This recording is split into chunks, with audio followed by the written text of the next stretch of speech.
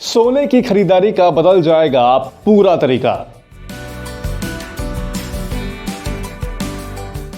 Jewellers, traders, banks और आम ग्राहक सभी को मिलेगा खरीद फरोख्त का नया विकल्प। अलग अलग भाव की चिंता नहीं, एक समान होंगी सोने की कीमत। इससे होगा नुकसान या होगा फायदा, जानिए मेरे साथ, क्योंकि जमाना पैसे का है। सोने को लेकर बजट में की गई घोषणा के बाद लोगों के चेहरों की चमक बढ़ गई है।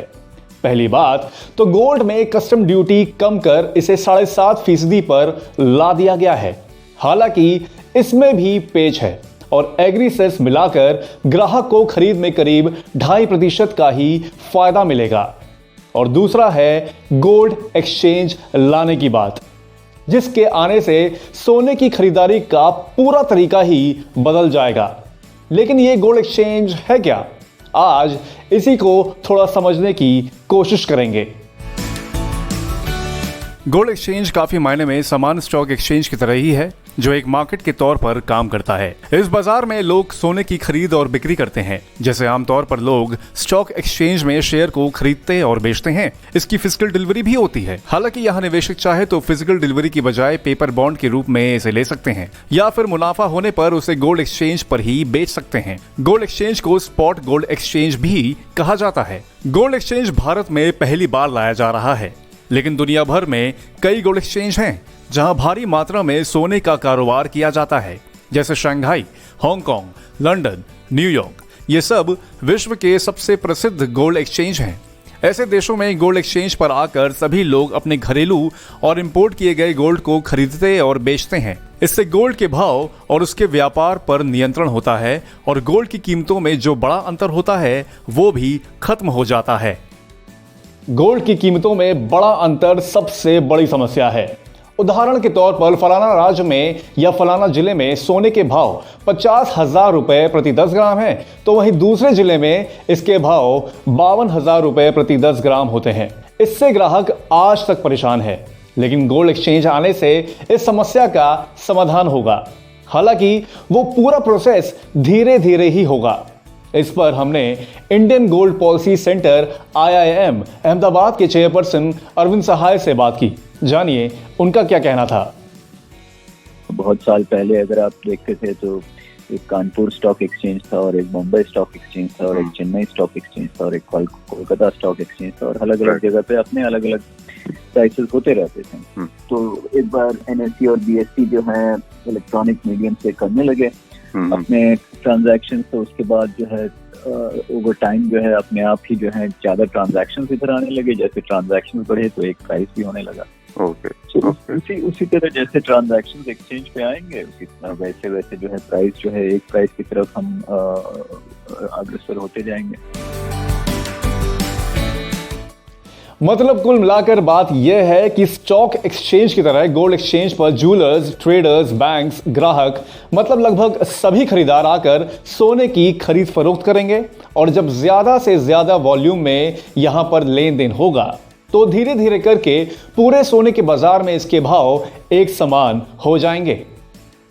यही नहीं, बाजार में गोल्ड का सही मूल्य का पता चलना भी काफी आसान होगा। साथ ही सोने के खरे होने की गारंटी भी होगी। कीमतों में ज्यादा ट्रांसपेरेंसी होने से भी लोगों की इसमें निवेश की रुचि और बढ़ेगी। वैसे अभी तक भारत में ज्यादातर सोने का कारोबार ज्वेलरी फॉर्म या फिजिकल फॉर्म में होता चला आ रहा है। इसके अलावा निवेशक गोल्ड एक्सचेंज ट्रेडेड फंड्स यानी कि ETF के रूप में भी सोने को खरीदते और बेचते हैं। फ्यूचर कॉन्ट्रैक्ट्स का भी भारत में अच्छा बाजार है। फ्यूचर मार्केट्स जैसे MCX और NCDEX में खरीदार और विक्रेता पहले ही फिक्स प्राइस, खरीद बिक्री की डेट्स और उसकी मात्रा को लेकर समझौता कर लेते हैं। गोल्ड एक्सचेंज आने पर इन सभी माध्यमों पर क्या फर्क पड़ेगा, इस पर जाने अरविंद सहाय का क्या कहना है। इट ऑल्सो डिपेंड्स कि आप किसके दृष्टिकोण से देख रहे हैं। आप अगर निजी निवेशक के दृष्टिकोण से देख रहे हैं तो उसके लिए गोल्ड एसेट एलोकेशन में आता है। तो कुछ जो है फिजिकल गोल्ड में रखेगा, कुछ ETF में रखेगा, कुछ में भी RBI गवर्नमेंट का जो बॉन्ड है उसमें रखेंगे। तो जो डायरेक्टली फिजिकल गोल्ड रख रहे हैं उसके लिए, निजी निवेशक के लिए गोल्ड स्पॉट एक्सचेंज काम में आ सकता है, लेकिन बाकी दोनों उसके लिए, निजी निवेशक के लिए कोई मान्यता नहीं है, उनके लिए कोई मायना नहीं है उसका। कोई बैंकर या बुलियन ट्रेडर हैं तो उनके लिए स्पॉट एक्सचेंज बहुत ही सिग्निफिकेंट चीज है, क्योंकि प्लेटफॉर्म बन जाता है जहां पर खरीदारी और बिक्री हो सकती है ट्रांसपेरेंटली और विद प्राइस इक्विवेलेंस। अगर कोई सेंट्रल बैंक है या सरकार है तो उनके लिए भी एक एडिशनल प्लेटफॉर्म आ जाता है। नीति आयोग की भारत में गोल्ड मार्केट में सुधार से संबंधित फरवरी 2020 की रिपोर्ट की माने तो भारत में गोल्ड एक्सचेंज होने से भारत एक प्राइस सेटर भी बन जाएगा। दरअसल इंडिया विश्व का दूसरा सबसे बड़ा बाजार है। बावजूद इसके हमें अंतर्राष्ट्रीय बाजार के भाव के अनुसार यहाँ रेट सेट करने पड़ते हैं। भारत में अभी तक सोने के भाव अंतर्राष्ट्रीय बाजारों, खासकर लंदन से तय होते हैं। गोल्ड एक्सचेंज से यह भी फायदा हमें मिल सकता है। इसके अलावा नीति आयोग की रिपोर्ट के अनुसार बुलियन एक्सचेंज होने से सरकार की गोल्ड मोनेटाइजेशन स्कीम को भी दम मिलेगा।